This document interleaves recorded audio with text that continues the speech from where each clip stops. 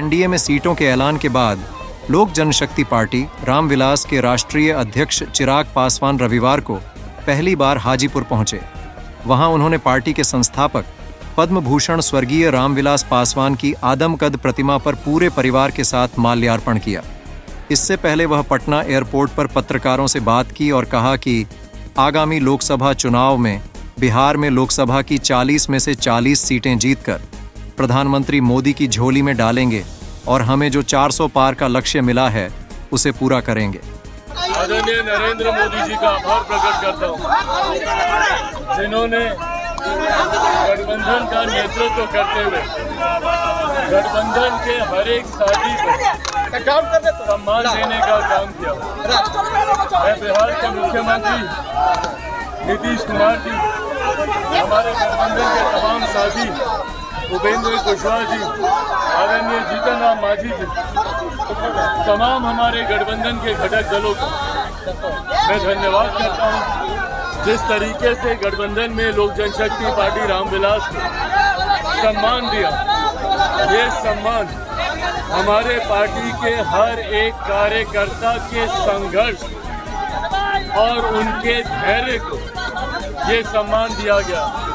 मैं अपने पार्टी के हर एक कार्यकर्ता का भी धन्यवाद करता हूँ। ये एक सुखद पड़ाव है। अभी चुनावी रण में जाना है, पर पूरा विश्वास है कि आगामी चुनाव में 40 की 40 सीटें जीतकर हम लोग हमारे प्रधानमंत्री जी की झोली में डालेंगे और जो लक्ष्य हम लोग को मिला है 400 पार का, वो लक्ष्य हम लोग पूरा करेंगे।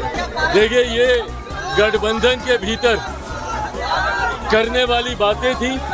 उनकी गठबंधन के भीतर क्या बात हुई है, नहीं हुई है, मेरी जानकारी में नहीं है। अलग होने का परिवार और पार्टी से उस वक्त भी फैसला उन्हीं का था। आगे क्या करना है ये फैसला भी वही लेंगे। जो कार्यकर्ताओं में जोश है वो मेरे उत्साह को और बढ़ाता है, और ये जोश, ये उत्साह दर्शाता है कि एनडीए कितनी मजबूती से 40 की 40 सीटें जीतकर हमारे मुख्यमंत्री जी, हमारे गठबंधन के साथी उपेंद्र कुशवाहा जी, आदरणीय जीतन राम मांझी जी, तमाम एनडीए के साथी मजबूती से एक साथ एकजुट होकर 40 की 40 सीटें जीतकर हमारे प्रधानमंत्री जी की झोली में देने के लिए हम सब लोग तैयार हैं। चुनावी मौसम है, ऐसा होता है, अपनी अपनी महत्वाकांक्षाओं के लिए, अपने भविष्य के लिए जिसको ठीक लगता है वो ऐसे फैसले लेते हैं, पर मुझे नहीं लगता कि इससे कोई बहुत ज़्यादा किसी दल पर या किसी गठबंधन पर असर पड़ेगा। चुनाव के समय हम लोगों ने हमेशा देखा है, कुछ लोग इधर आते हैं उधर जाते हैं, ये होता रहता है, सामान्य प्रक्रिया। बताइए, अब ये गठबंधन धर्म की मर्यादा का पालन करना तो कतई नहीं है।